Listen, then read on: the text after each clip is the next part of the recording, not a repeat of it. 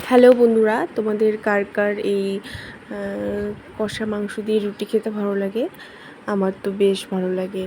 তো দেখো, এদিকে মাংসটা আমি করে নিচ্ছি। এখানে তেজপাতা, গোটা গরম মশলা ফোড়নে দিলাম। তারপর দিয়ে দেবো কুচনো পেঁয়াজ। অনেকটা পরিমাণ পেঁয়াজ দিয়েছি। পেঁয়াজ আমি আর বেটে দেবো না, সব পুরোটা কুচিয়েই দিয়েছি।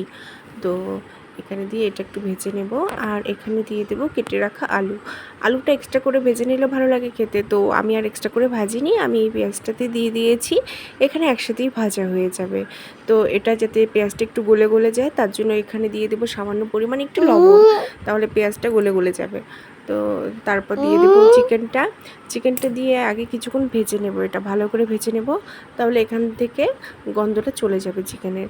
আর চিকেনের একটা কিন্তু আলাদা স্মেল থাকে, এটা এভাবে ভেজে নিলে চলে যায়। তো তারপরে দিয়ে দেবো লবণ, হলুদ, এটা দিয়েই ভেজে নেব। আর আমি তার আগে চিকেনটাতে লেবু মেখে রেখেছি, তাহলে বেশ ভালো লাগে, একটু টক টক লাগে খেতে। তো তারপর এদিকে আমি মশলাটা করে নিয়েছি। এখানে আদা আছে, রসুন আছে, জিরে আর কাঁচা লঙ্কা। এটা আমি পুরোটা মিহি করিনি, একটু থেতো থেতো করে দিয়েছি, একটু ধাবা স্টাইলের।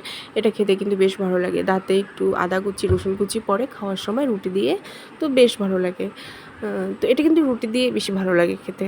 তারপর এতে জল দিয়ে দিলাম পরিমাণ মতো, যতটা পরিমাণ রাখবো। শেষে দিয়ে দিলাম একটু গরম মশলা গুঁড়ো। এটা দিয়ে ইচ্ছে মতো একটু কষা কষা, আমি হালকা একটু গ্রেভি রেখেছি, একদম কষা রাখিনি। তো তারপর দেখো, এটা আমার ফাইনাল লুক চলে আসছে। এটা আমি রাতে ভাত দিয়েও খাবো বলে একটু গ্রেভি রেখেছি। তো এটা রুটি দিয়ে সার্ভ করে দিলাম সন্ধ্যার টিফিনে, আর রাতে খাওয়ার সময় একটু ভাত দিয়ে খাবো। তো তোমাদের রান্নাটা কেমন লাগলো জানাবে কিন্তু। টাটা।